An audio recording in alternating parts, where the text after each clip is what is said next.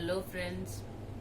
आज हम पंचकर्म का इम्पोर्टेंट टॉपिक पढ़ रहे हैं। दोषों का कोष्ठ से शाखा और शाखा से कोष्ठ में गमन। ठीक है, पहले तो हमें ये पता होना चाहिए इस टॉपिक की इम्पोर्टेंस क्या है। हमें दोषों के बारे में पता होना चाहिए कि वो कैसे शाखा से कोष्ठ में और कोष्ठ से शाखा में गमन करते हैं।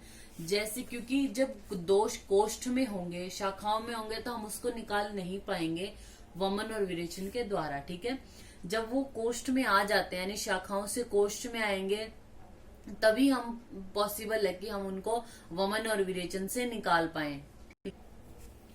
तो हमें पता भी होना चाहिए इससे पहले कि शाखाएं क्या है। जो हमारे जो हमारा लिम्स हैं उनको हम शाखाओं से कोरिलेट कर सकते हैं। जो हमारी त्वचागत है या जो धातुएं हैं या हमारे हाथ पैर है, उनको हम शाखाओं से कोरिलेट कर सकते हैं।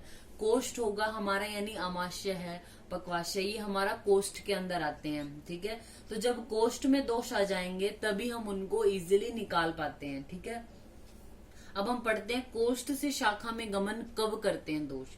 व्यायामाद यानी व्यायाम की वजह से, उष्ण तैक्षण्याद उष्णता की तीक्ष्णता की वजह से, मतलब कोई भी उष्ण चीज आप खा रहे हो वो तीक्ष्ण होती है, उसकी वजह से। हितस्य अनवचारणात् यानी हित कर अन्न का सेवन ना करना। हितस्य अनवचारणात् हित कर जो अन्न है उसका सेवन ना करना।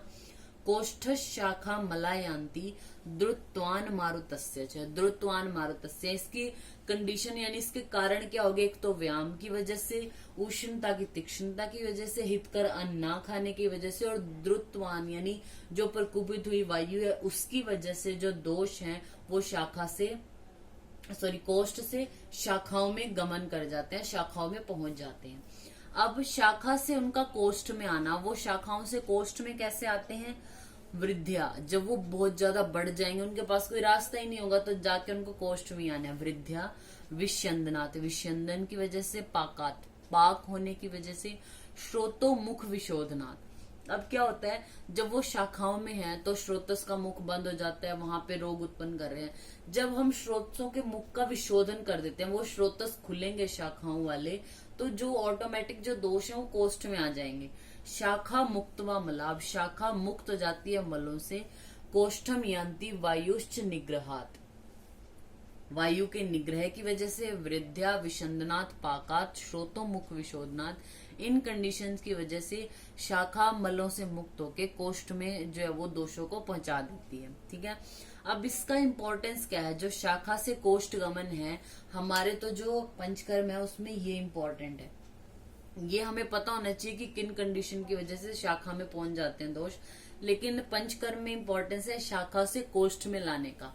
वो कैसे, क्योंकि हम जो स्नेहन और स्वेदन पेशेंट को करा रहे हैं, सबसे पहले हमने स्नेहन कराया, स्वेदन कराया, तो क्या होता है, स्नेहन की वजह से क्लेदन होता है दोषों का। क्लेदन होगा यानी वो एक तरह से थोड़ा अपनी मात्रा में बढ़ेंगे यानी वृद्ध्या।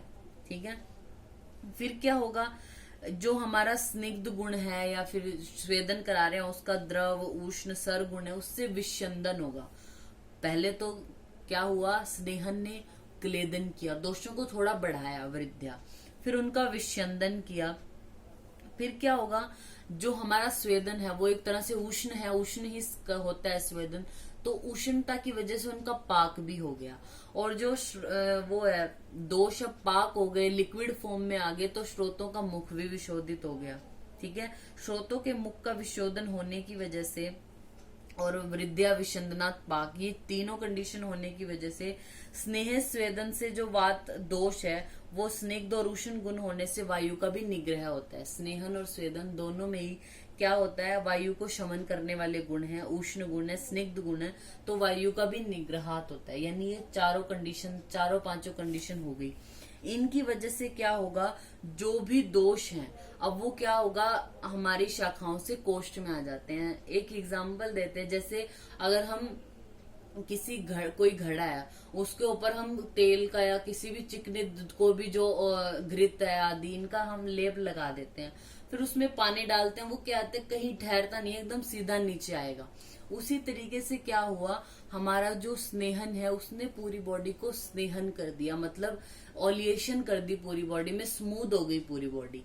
स्वेदन ने क्या किया, अपनी उष्णता से दोषों का पाक किया, स्रोतों को मुख विशोधित किया, वायु का निग्रह किया, ठीक है, लिक्विफाई किया दोषों को। लिक्विफाई होने की वजह से वो दोष अब कहीं रुकेंगे नहीं, स्रोतों का तो शोधन हो ही गया, मुख खुल गए उनके, तो जैसे ही वो लिक्विफाई हुए वो स्नेहन की वजह से कहीं रुकेंगे नहीं और सीधे कोष्ठ में आएंगे। जैसे ही वो कोष्ठ में आएंगे हमारे लिए फेवरेबल कंडीशन है कि उसको हम या तो वमन के द्वारा या फिर विरेचन के द्वारा निकाल देते हैं। ठीक है, तो ये हमारा टॉपिक हो गया दोषों का कोष्ठ से शाखा और शाखा से कोष्ठ में गमन। Thank you.